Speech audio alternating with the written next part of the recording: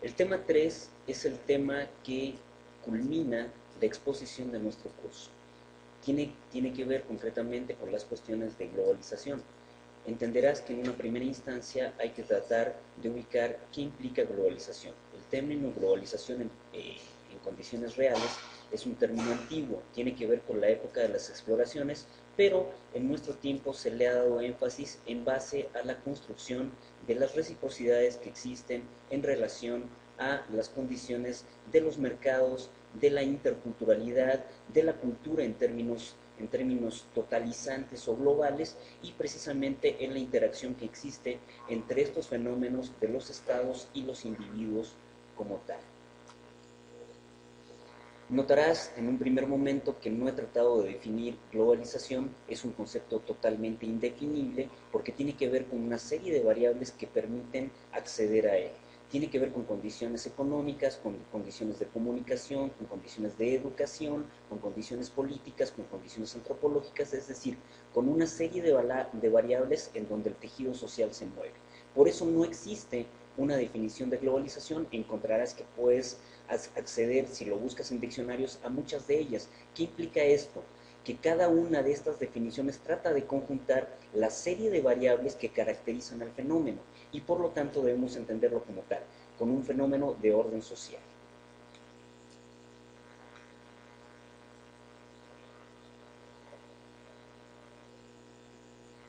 Pasaremos en este momento a los problemas de la definición global. En este sentido, los dos textos que tendrás adelante, el primer texto de Néstor García Canclini y el segundo de Carlos Rafael Rodríguez Solera, tratarán de situar las condiciones de la educación y su contexto para admitir qué se entiende como educación de la globalización. En este sentido, podemos decir que la globalización es un fenómeno que en primera instancia debe ser cognitivo. ¿Qué implica ello? Si tú intentas vender una computadora en un mercado cualquiera, la primera condición para que puedas vender la computadora es conocer educativamente, cognitivamente, es decir, tener conocimientos de cómo funciona el objeto. Si el objeto lo intentas vender al margen del conocimiento, te darás cuenta que se vuelve superfluo o se vuelve inútil. Es decir, nadie puede consumir lo que no conoce. En este sentido, los estados han tratado de vincular las condiciones de la globalización a través de las condiciones cognitivas. El hombre tiene que saber, y notarás que dentro de las currículas, inclusive la tuya, está contenido precisamente el fenómeno de tratar de escudriñar qué implica la globalización, qué se entiende por globalización. El fenómeno de la globalización tiene que ver con una condición y una intención de empoderar cognitivamente a los individuos para que estos individuos finalmente puedan relacionarse. Habíamos señalado que el consumo no tiene sentido si las personas no son capaces de conocer lo que consumen, y el consumo tiene que ver con formas culturales, con formas de mercado, con formas de arquetipos sociales o estereotipos sociales que se difunden internacionalmente. En este sentido, me parece algo importante señalar que la educación está estructurada o estará estructurada a las condiciones que tienen que ver con esta multidimensión de la interacción social que implica la globalización. Es decir, tu currícula, las currículas vendrán con una serie de temas que permiten al mercado, porque el mercado es una de las funciones principales de los intereses internacionales para hacer el mundo un mundo global, un mundo que interactúa a través de diferentes condiciones culturales y sociales, y precisamente las currículas responderán al mercado. Es decir, si yo necesito un profesional que entienda qué requiere la comunicación, qué requiere la ingeniería, qué requiere la ciencia de lo social, evidentemente tendrá que mutar y tendrá que tener tópicos o temas que abarquen este tipo de condiciones. De lo contrario, este no sería un proceso necesariamente viable. En un segundo término, vale la pena señalar que la globalización tiene una estrategia muy importante. Y esta estrategia es tratar de traducir una doctrina de orden económico dentro del mundo del capital, porque la globalización tiene que ver con el mundo del capitalismo, y es el neoliberalismo. El neoliberalismo ha invertido históricamente el paradigma de Smith, que tenía que ver con el liberalismo económico, que era el liberalismo económico-político, donde son los productores, en el caso de Adam Smith, son los productores los que necesitan ser estimulados para echar a andar el ciclo económico. En el caso del neoliberalismo verás lo contrario, el paradigma se invierte y tiene que ver cómo los consumidores son la fuente y la parte importante del desarrollo del ciclo económico. Por lo tanto, verás condiciones como los créditos, como las funciones crediticias, que en nuestro momento son ampliamente, lo mismo hay créditos inmobiliarios, bancarios, créditos que tienen que ver con el desarrollo de empresas, con el desarrollo de los individuos, de los sujetos sociales, y eso invierte el paradigma. Estamos hablando de lo que estimula la globalización en este momento, es la idea de consumo. En este sentido, inclusive la educación se vuelve en una idea consumible, es una idea consumible, y es una idea que tiene que penetrar el mercado, y hay muchas ofertas de mercado para los procesos educativos. Entonces, me parece que este tema, que tiene un hilo conductor muy claro, tendrás que notar que nos invita a la aproximación de un contexto que no es novedoso, pero que ha tenido muchas variables.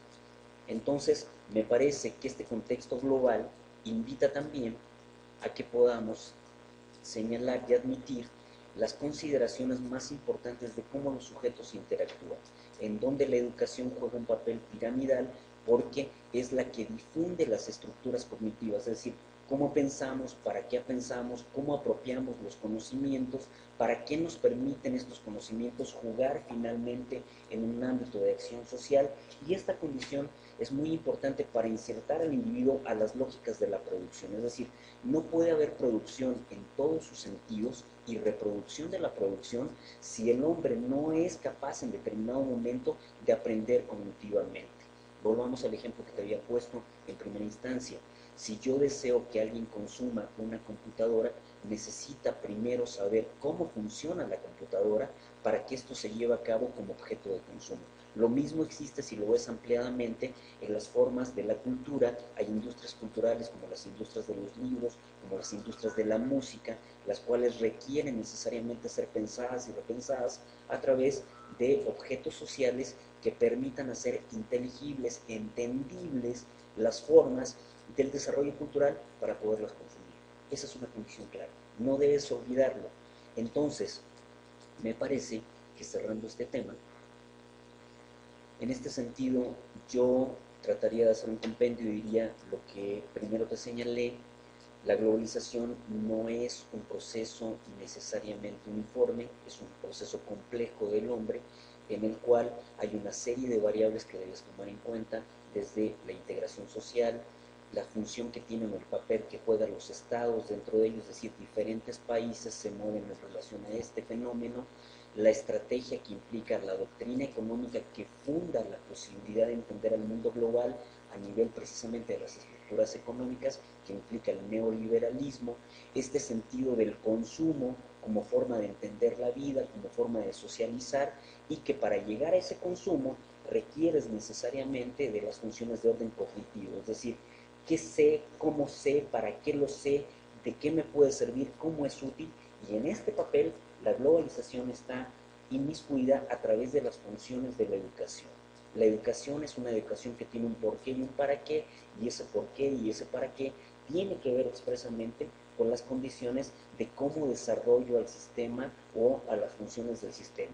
En este sentido también me parece importante tocar la globalización a través de las formas de comunicación que a lo mejor podemos criticar en gran medida. Existe un libro de Giovanni Sartori que se llama Homo Videns, lo puedes llegar a revisar, en el cual la tesis fundamental es que este hombre que ve, este hombre que está teledirigido, como lo implica la sociedad global, se ha empobrecido culturalmente. Lo puedes notar a través de lo que implican las redes sociales, a través de lo que implican las formas virtuales, como en este momento lo señala Facebook, en donde en determinado momento las personas puerilizan el conocimiento, es decir, en vez de decir algo sustantivo, algo importante que permita entender al mundo, dicen con condiciones absurdas o en determinado momento que parcializan la realidad y que no te permiten comprenderla. Un cientista de la educación como tú, alguien comprometido como la educación como tú, puede servir dentro de cualquier tipo de análisis para llegar a concretar estas condiciones, criticarlas ampliamente y decir, bueno, los conocimientos educativos, la currícula educativa, tiene condiciones expresas por un mercado, pero debemos entender cómo funciona ese mercado. Eso es importante. Y yo terminaría diciéndote que tanto Néstor García Canclini como Carlos Rodríguez Solera de lo que te hablan sustantivamente es que el mundo de lo global construyó sus propias estrategias para desarrollar dentro del mercado y traducir las funciones de la educación hacia ello. Pero en América Latina lo que debemos repensar es que nosotros podemos crear nuestras propias estrategias cognitivas para acceder a ese mundo global y que las estrategias que podemos desarrollar no tienen que ver en primera instancia con los controles que tiene el Estado o con los controles que tiene el mundo totalizado de la globalización. Eso es muy importante. Entonces, sumemos. Educar implica crear ciertas formas, ciertos arquetipos, paradigmas, modelos que nos permitan acceder, si bien es cierto en primera instancia, a las formas de reproducción del sistema, pero también nos permitan criticarlo, también nos permitan tener juicios ciertos. ¿Para qué nos estamos educando? ¿Cuál es el sentido de entender filosóficamente, históricamente, qué ha sucedido con la educación y que muchos modelos de ellas responden en determinado momento precisamente a tiempo y espacio? Si hablas de constructivismo, de tecnología educativa, si hablas de formas de constructivismo crítico, ¿para qué se crearon esas teorías y cómo surgieron y dentro de qué contexto? Esa es una de las condiciones que debes simplemente conocer. Gracias.